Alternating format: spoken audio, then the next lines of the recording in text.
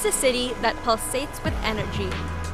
A city that is constantly growing, higher, faster, and more compact. Its 7.5 million Hong Kongers walk under 9,000 high-rises towering above them. But underneath the glass and steel skyline is a dynamic cultural landscape where its Eastern Chinese roots meet its Western colonial connections. Culture is a transformative project in any case. The most important part is to be able to bring the stories that are embedded in this community here, in our region, to the world through our voice.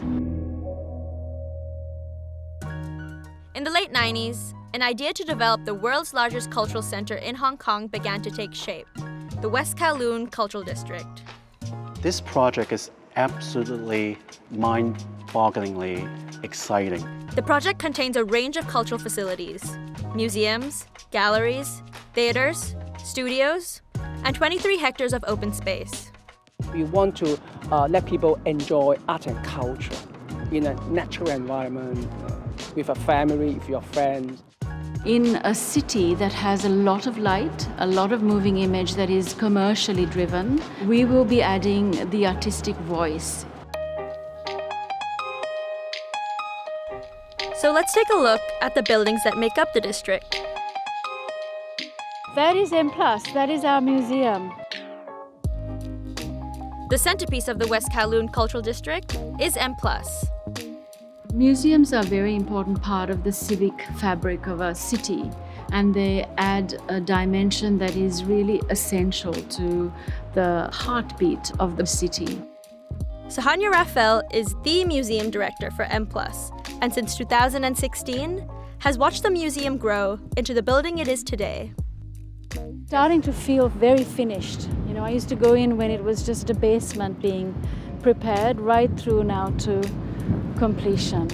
The M+ building will be completed in 2020 and will open in the next 9 to 12 months. When completed, it will be one of the largest museums of modern and contemporary visual culture in the world. M+ is a global museum of visual culture.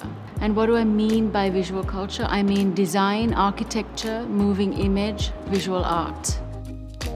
Stretching across 65,000 square meters, M+ will be of the same scale as the Tate Modern in London or New York's Museum of Modern Art. What we do is put M+ on the international space, bringing our Hong Kong artists, designers, architects as equivalent and equal to their international colleagues. Another building in the district that hopes to transform the way we understand and experience art is the Hong Kong Palace Museum. The museum is a collaboration between the iconic Palace Museum in Beijing and the West Kowloon Cultural District.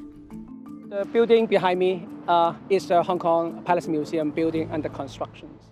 As the museum director, Dr. Louis Ng is tasked with selecting some of China's most treasured artifacts from the Beijing's Palace Museum.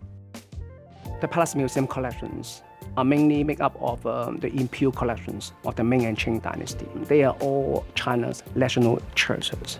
These kind of items now in the Palace Museum, they have 1.8 million. They can only display regularly less than 1%. 800 pieces of the collection will make it into the space in Hong Kong. We are not only display them, but I think we want to find new ways to interpret, to present it to our audiences. One of the tasks Louis and his team face is how to present ancient Chinese art to modern audiences. Traditionally, we learn history, in a class, from textbook, from pictures.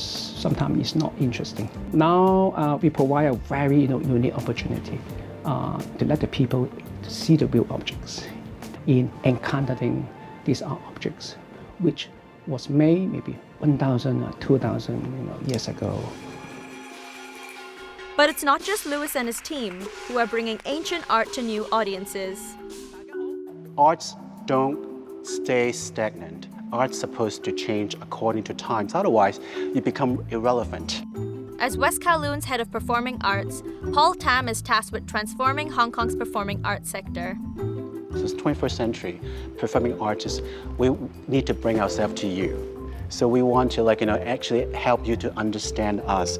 We cannot just kind of hold ourselves in a pedestal and think that you're going to come to us. And so I think this is like the challenge of 21st century performing arts folks like ourselves.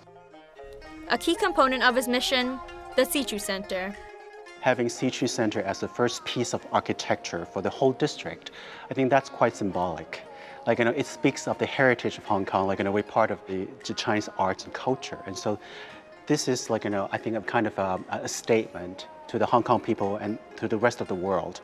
We want to honor our own heritage. WKCD is one of the most ancient forms of theatrical drama in the world. And now, centuries later, there are over 300 subgenres of WKCD performances. Normally, a traditional Chinese opera lasts over 3 hours, many characters and whatnot, elaborate sets and costumes. That would be really daunting for a first-timer. The whole point about the WKCD Center is that we actually get to congregate excerpts from popular traditional WKCD productions into 1.5 hours of beautiful excerpts. And so what we want to do is to have that as introduction to people who may not actually understand what WKCD is, but they want to find out. We want to pique people's curiosity. WKCD focuses on a traditional art form, but on the opposite side of the district, that's where contemporary performing arts comes alive. So on this beautiful ground stands Free Space, the second piece of performing arts architecture for West Kowloon Cultural District. Free Space is really interesting. This is the first specifically purpose-built theater for contemporary art, performing art forms.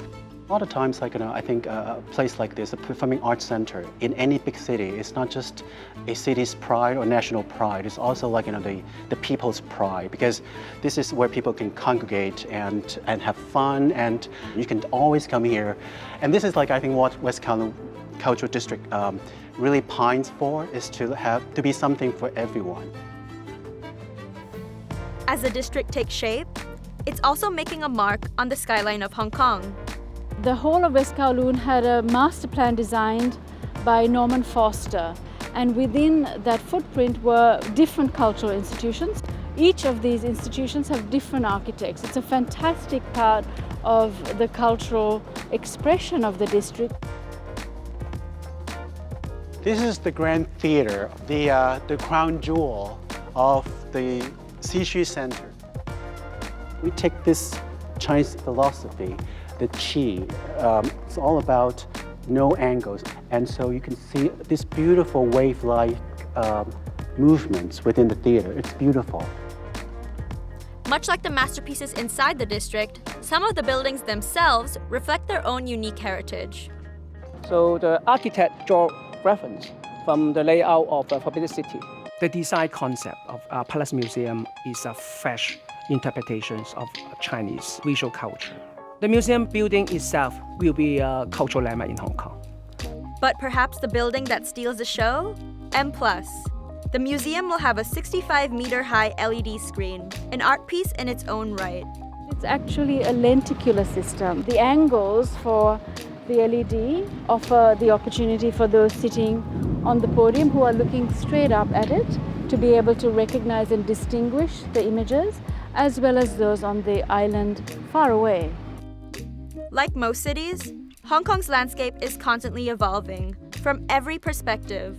But the West Kowloon Cultural District is a significant turning point in the city's transformation. I want the city of Hong Kong, the people who are living in Hong Kong, people who visit Hong Kong, to always make M+ the must-see, must-visit part of their lived experience. We really want to let people understanding about Hong Kong culture, our perspective, our visions. The wonderful thing about West Kowloon Cultural District is we have the wide expanse of space, and it's almost like a blank sheet of paper. And so we can just kind of reshape the arts development in Hong Kong. And so previously never available to the people of Hong Kong. So this is a really exciting project.